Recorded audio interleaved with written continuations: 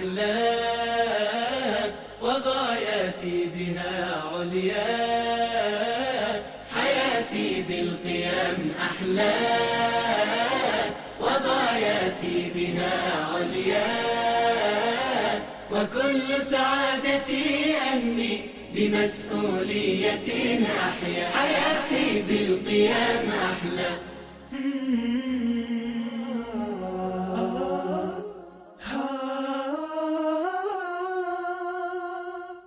الحمد لله رب العالمين، والصلاة والسلام على رسوله محمد وعلى آله وأصحابه ومن تبعهم بإحسان إلى يوم الدين. قال الله تبارك وتعالى في القرآن العظيم: فأعوذ بالله من الشيطان الرجيم: وإذا الموءودة سئلت. صدق الله العظيم. خدمت همه بینندگان عزیز و گرامی، السلام علیکم و رحمت الله تعالی و برکاته. همه شما عزیزان و بزرگواران را در برنامه آداب اسلامی خوش آمدید میگویم. بحث ما پیرامون ادب به همراه اطفال هست. الله سبحانه و تعالی در سوره کهف می فرماید: المال والبنون زینة الحیات الدنیا. مسئله اولاد، مسئله اطفال بسیار مسئله مهم است. وقتی ما میگیم احترام به بزرگان یا ادب به همراه موسفیدان، ادب به همراه علما و معلمین، اما باید این نکته را فراموش نکنیم: ادب با اطفال.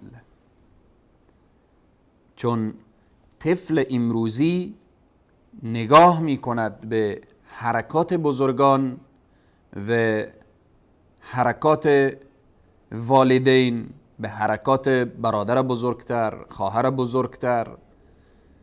پس بناهن طفل باید با او مؤدبانه برخورد بشه تا اینکه فرزند با ادب فردا به جامعه تقدیم بشه. بعضی از انسانها با اطفال چنان برخورد میکنن که گویا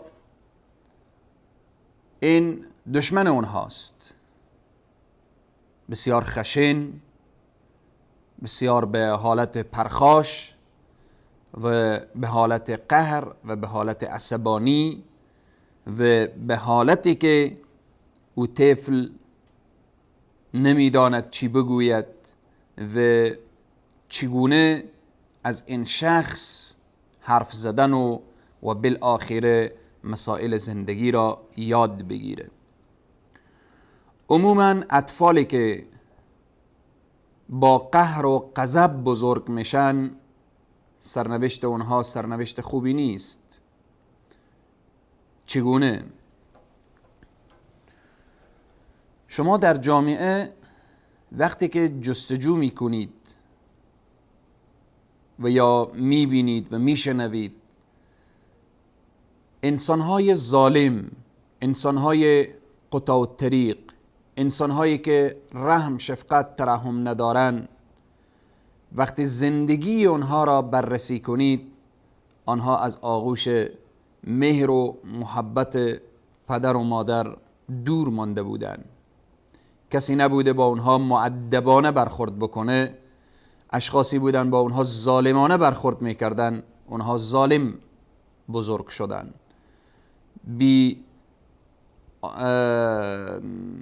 رحمانه با او برخورد میکردن، او انسان بی رحم و بی شفقت و بی مروت و اینها بزرگ میشه. پس بناهن ادب با اطفال، با طفلان، با فرزندان، با خردسالان مسئله مهم است که باید ما آنها را رعایت کنیم. الله سبحانه و تعالی می فرماید: و اذا الموعودة سئلت بأی ذنب قتلت. آنهایی که نسبت به اطفال ظلم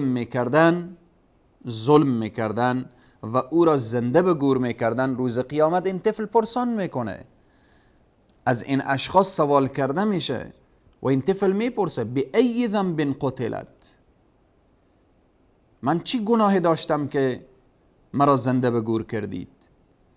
اما این را باید فراموش نکرد. اگر انسانها متوجه ادب فرزندان خود نشوند، حقیقتا فکر اونها، اندیشه اونها، عزت اونها، عفت اونها به گور شده است. همه اونها را از دست داده است. یک نفر هست جسم طفل را زنده به گور میکنه، یک نفر هست فکر و اندیشه او را با برخورد ظالمانه او را زنده به گور میکنه. پس بناهن همانطوری که ما نسبت به رشد جسمی اطفال تلاش میکنیم، باید به فکر روح و روان، به فکر ادب و اصلاح اطفال هم باید باشیم. آداب به همراه اطفال چگونه هست؟ اولین ادب با اطفال تشویق به طرف علم و دانش و فقاهت. وقتی که طفل بزرگ میشه، یعنی در سن 7 ساله میرسه، باید تشویق بشه به خواندن، تشویق بشه به نوشتن، تشویق بشه به درس و تعلیم و به حفظ قرآن به اسلوب درست، نه اینکه به زور، نه اینکه به زجر و به شکنجه، بلکه با اسلوب درست و صحیح او را تشویق کردن به درس و به تعلیم. دوم، در مجالس اطفال را در کنار خود شاندن. ادب با اطفال هست. شما ببینیم جریان ابن عباس در مجلس سیدنا عمر رضی الله عنه. ابن عباس یک طفل بود، یک نوجوان بود، در مجلس بزرگان، کبار صحابه، بزرگان نشسته. در آن لحظه وقتی که سوره فتح اذا جاء نصر الله والفتح پرسان میکنن از ابن عباس که تو از این سوره چی میدانی؟ چی میفهمی؟ و این سوره برای تو چی میگوید؟ ببینید ابن عباس یک طفل هست، یک نوجوان هست، ولی الله سبحانه و تعالی به او استعداد داده.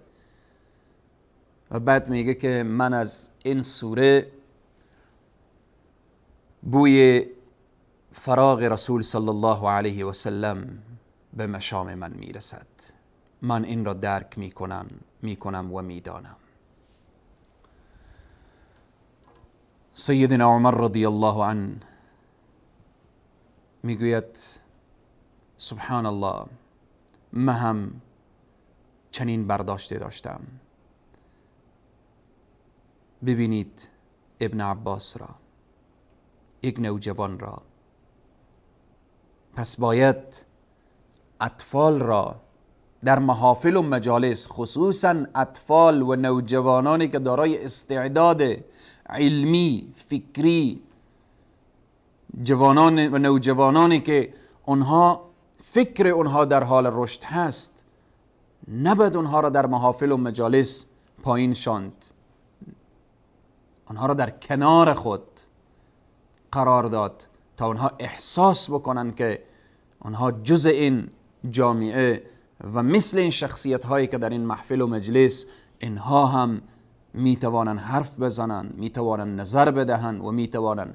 به اینه که ابن عباس میگه این سوره وقتی نازل شد، وقتی از فتح میگه، از پیروزی میگه، تسبیح بگو و استغفار پروردگار را داشته باش.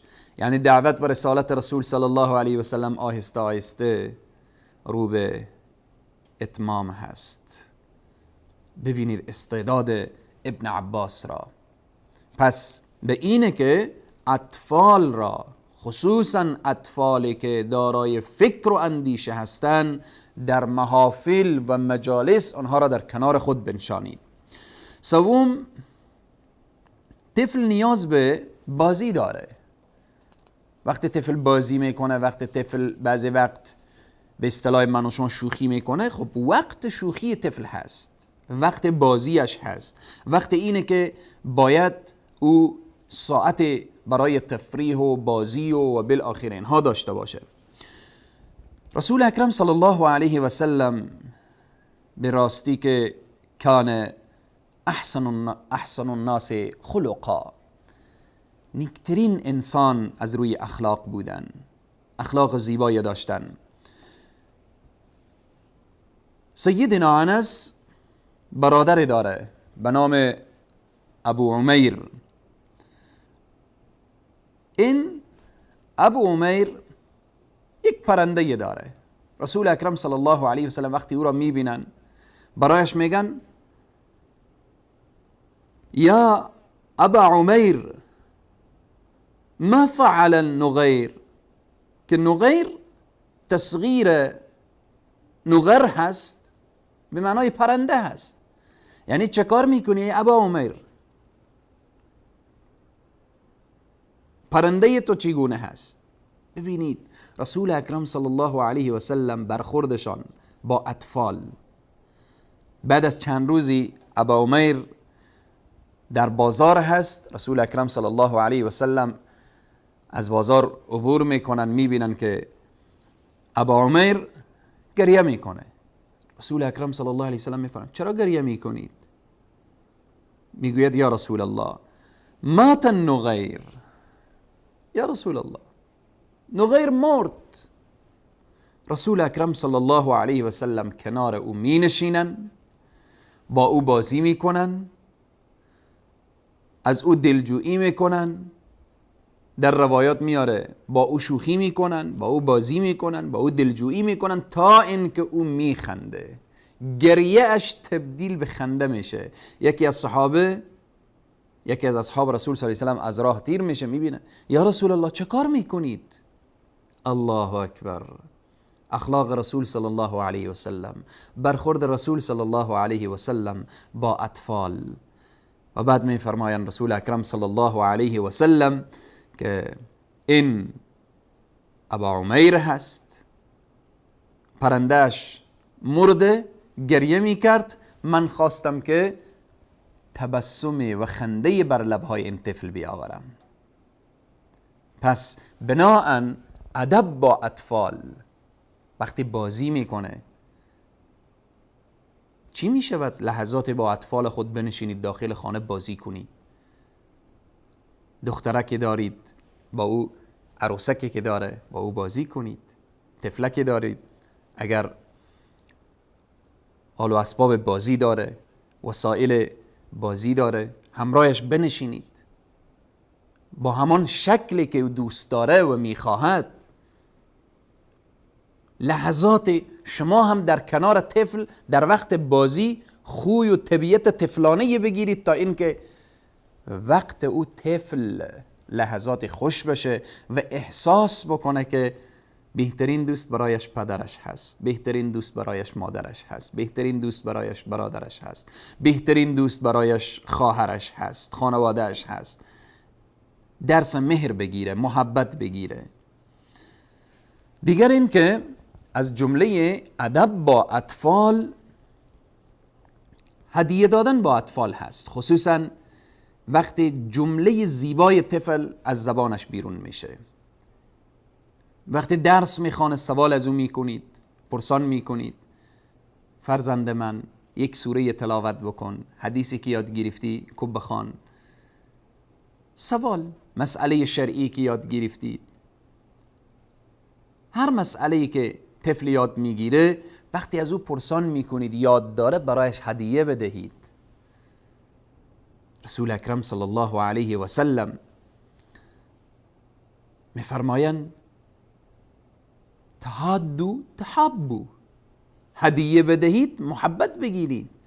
قضیه هدیه مسئله طفل و بزرگ و فقیر و غنی نداره. لا اقل اگر برای طفل دیگه چیزی هدیه ندارید، یک تبسم طرفش داشته باشید، او را به آغوش بگیرید، محبت کنید، برایش آفرین بگویید. همچنین از جمله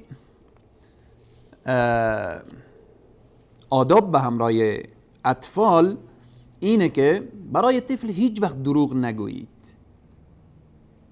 به دروغ او را صدا نکنید که بیا بگیر، وقتی او میایه چیزی نباشه و بالاخره با دست خالی او را فریب ندهید. از جمله آداب به همراه اطفال ادب به لطف خوش، با او که صحبت میکنید لطف خوش داشته باشید. رسول اکرم صلی الله علیه و سلم وقتی دیدن حسن ابن علی چیزی بر دهن گذاشت فرمودن کخ کخ. بعد رسول اکرم صلی الله علیه و سلم فرمودن که این صدقه را به دهن گذاشته، ما صدقه نمیخوریم. یعنی متوجه ساختن اطفال، چیزی را برداشتن، چیزی را گرفتن که برایش درست نیست، او را به طریق درست به وجه احسن متوجه ساختن.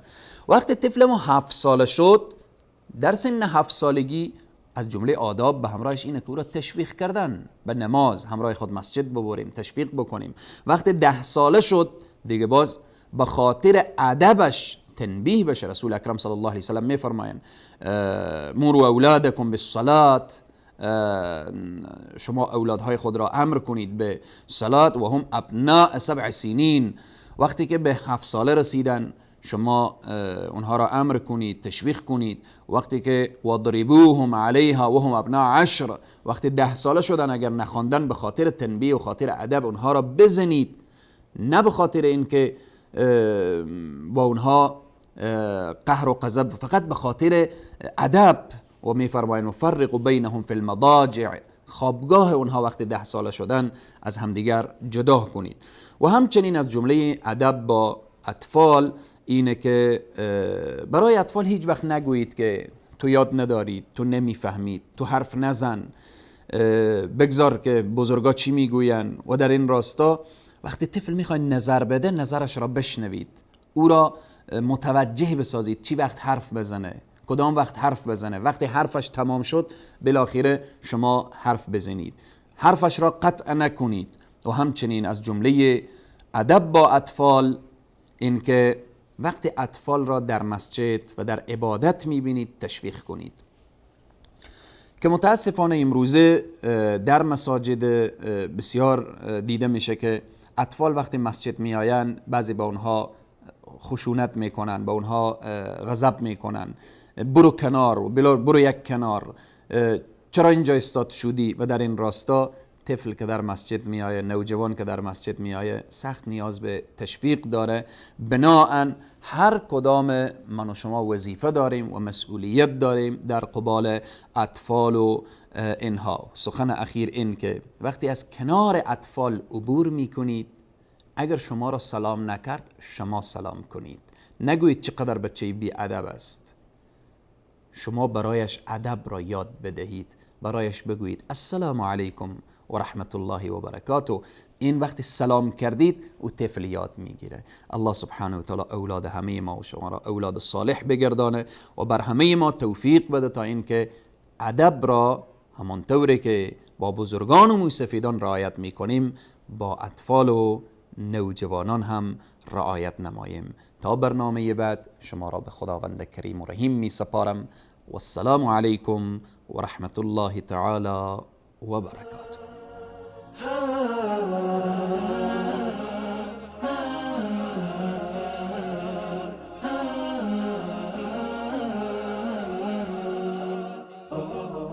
حياتي بالقيم أحلى وغاياتي بها عليا، حياتي بالقيم أحلى وغاياتي بها عليا، وكل سعادتي أني بمسؤولية أحيا، حياتي بالقيم أحلى.